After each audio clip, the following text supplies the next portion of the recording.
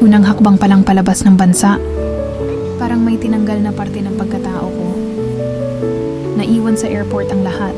Pamilya, tahanan, yakap, pangalan. Ang bitbit ko lang ang pangarap nilang umaasa sa akin. Hindi madali ang buhay sa ibang bansa. Bawat araw pakiramdam ko'y bagong laban. Bagong pagod. Bagong tiis. Dito hindi ako anak. Hindi ako magulang. Hindi ako kaibigan. Isa lang akong manggagawa. Trabaho sa umaga, trabaho sa gabi. Pag sinabing kailangan, kahit tulog na ang katawan, bumabangon pa rin. Kasi trabaho ang dahilan kung bakit ako malayo.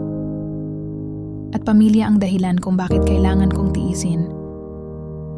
Habang sila'y nagkakainan sa hapag, ako'y kumakain ng tirang tinapay. Habang sila'y nagkakasiyahan sa piyesta, ako'y nakasandal sa pader, humihinga ng malalim.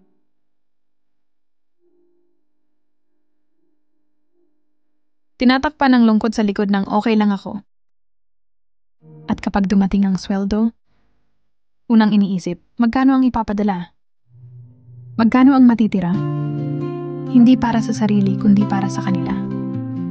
May mga gabi, tahimik lang akong umiiyak. Hindi pwedeng marinig.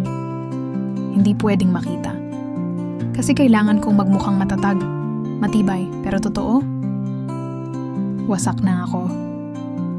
Pagod na ako sa tanong na kailan ka uuwi. Kasi kahit ako hindi ko alam. Gusto kong umuwi. Gusto kong mayayakap ko ulit sila.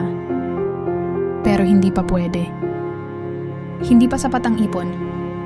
Hindi pa tapos ang mga bayarin. Hindi pa tapos ang sakripisyo. Naiinggit ako sa mga taong may tahimik na gabi. Sa mga may yakap sa hirap. Sa mga pamilyang buo.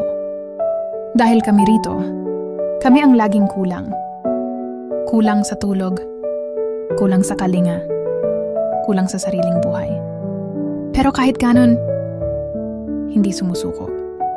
Hindi pwedeng sumuko.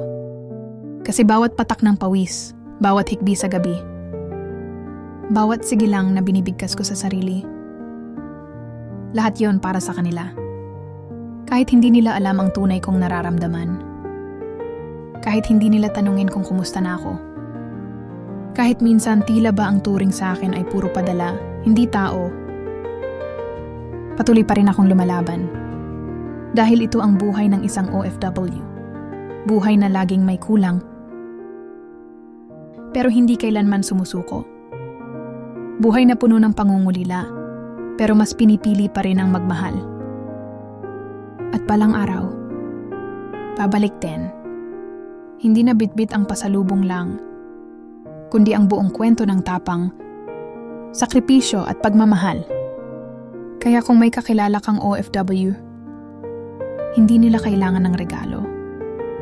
Hindi nila kailangan ng papuri. Isang mensahe lang minsan ay sapat na. Salamat.